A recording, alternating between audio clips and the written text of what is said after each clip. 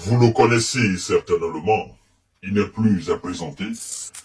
Il s'agit de M. Benjamin Netanyahou, le premier ministre de l'État hébreu. On se dira que c'est une décision historique. Mais est-ce que ça peut être une décision avec de l'ampleur? Est-ce que cette décision peut avoir de la lourdeur et de la profondeur? C'est ce que nous allons voir dans cette émission, parce que c'est la toute première fois depuis l'histoire de notre monde contemporain, de notre monde moderne, que la Cour pénale internationale puisse même imaginer, réfléchir à prendre une telle décision. Quand on a émis un mandat d'arrêt international contre Vladimir Poutine, le monde s'est écroulé. Les gens se sont dit, oh non, là, ça va très loin avec la Cour pénale internationale.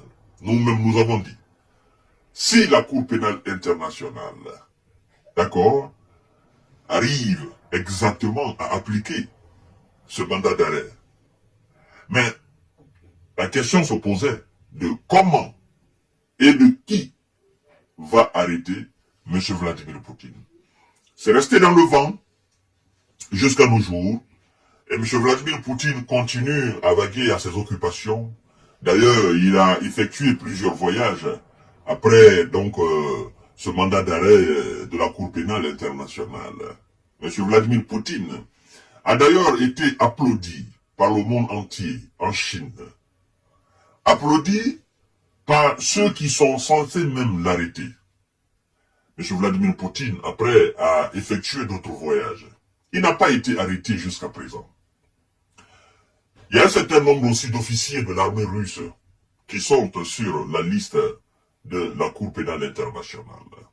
Et ce qui a été comique dans la situation, c'est que la Russie a créé sa propre Cour pénale internationale et a émis des mandats d'arrêt contre des représentants de la Cour pénale internationale, notamment le procureur, M. Karim Khan. Mais aussi, je crois bien, si je ne me trompe pas, ou si je n'abuse pas, il y a 2 juges ou 3 de la Cour pénale internationale qui sont poursuivis par la Cour pénale internationale russe. C'est comme ça l'on peut dire. Vous comprenez? La Russie même a appuyé sur l'accélérateur, est allée très loin, à 200 à l'heure, voire même 300 à l'heure, en interdisant, c'est-à-dire en mettant sur la liste noire de la Russie, donc de la justice russe, disons comme ça, 500 membres, 500 personnalités des États-Unis, et notamment M. Barack Obama.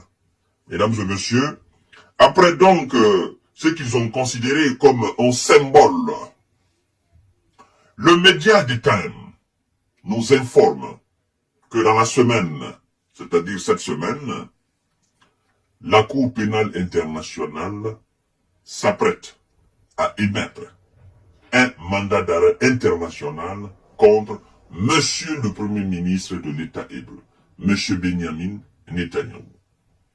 Il n'est pas le seul, dit le média. Le média cite notamment le ministre de la Défense de l'État hébreu. Mesdames et messieurs. Mais vous allez entendre tout à l'heure la réplique du Premier ministre de l'État hébreu, donc M. Benjamin Netanyahou. Vous allez entendre tout à l'heure sa réplique. Le Premier ministre israélien pourrait bientôt être visé par un mandat d'arrêt de la Cour pénale internationale à cause du conflit à Gaza, rapporte The Time. Partagez la vidéo dans tous les groupes possibles. C'est scandaleux. Selon le journal, outre le chef du gouvernement, voilà, à part même le chef du gouvernement, le ministre de la Défense, Yoav Gallant, et le chef d'état-major, n'est-ce pas, Shael, pourraient être visés par des mandats d'arrêt. Donc, le Premier ministre, le ministre de la Défense, le chef d'état-major, tous pourraient être, n'est-ce pas, visés par des mandats d'arrêt.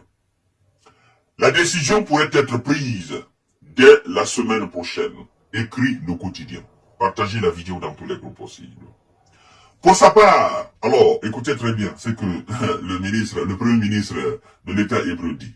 Pour sa part, le chef du gouvernement hébreu assure que toute décision de la Cour pénale internationale concernant Gaza n'aura aucune incidence sur les actions de son pays. Et il va plus loin pour dire, Israël ne fait pas partie de la CPI. Alors, chères dames, chers messieurs, chères demoiselles, c'est-à-dire, nous tentons vers la refondation de ce monde-là, vers la refondation de ce qu'ils appellent la justice internationale.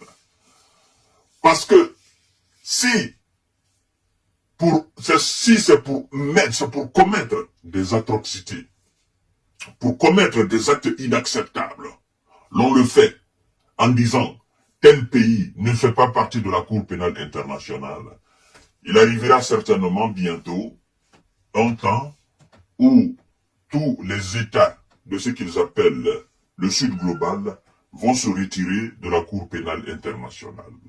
Parce que tous les chefs et responsables qui sont au niveau de la CPI, ce sont en grande partie les responsables issus des pays du Sud global.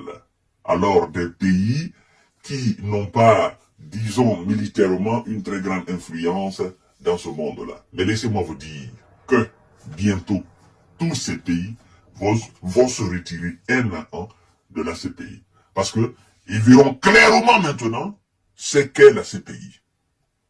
Vous savez, la CPI a fait une erreur monumentale. Le fait d'émettre un mandat d'arrêt contre M. Vladimir Poutine. Et le fait d'être incapable d'arrêter Vladimir Poutine. Alors, le chef d'État soudanais, le chef d'État centrafricain, le chef d'État argentin, le chef d'État cubain, le chef d'État colombien, le chef d'État vénézuélien se dit, ah, donc, c'est comme ça. Nous autres, on nous a mis dans la Cour pénale internationale pour nous arrêter demain et les pseudo-forts ou les soi-disant forts de ce monde-là, eux, ils font pas partie. D'accord, c'est très bien. Il y a une procédure pour sortir de cette Cour pénale internationale. D'ailleurs, tout récemment, écoutez, les chefs, ils se diront, d'ailleurs, tout récemment, le premier ministre aussi de l'État hébreu a dit que les actions de la Cour pénale internationale concernant ce qui se passe à Gaza n'aura aucun incident, n'est-ce pas, sur les actions menées par son État contre, n'est-ce pas, Gaza. Donc, nous aussi, en tant que responsables du Sud global, nous allons entamer des procédures pour sortir de cette mascarade, n'est-ce pas, de justice, ce qu'ils appellent justice internationale. Parce que nous avons compris dorénavant que ça a été créé contre nous. L'Amérique s'est téléportée en Irak et en Afghanistan. Ceux qui ont commis ces barbaries n'ont pas été arrêtés. Ils sont encore vivants, si je ne me trompe pas.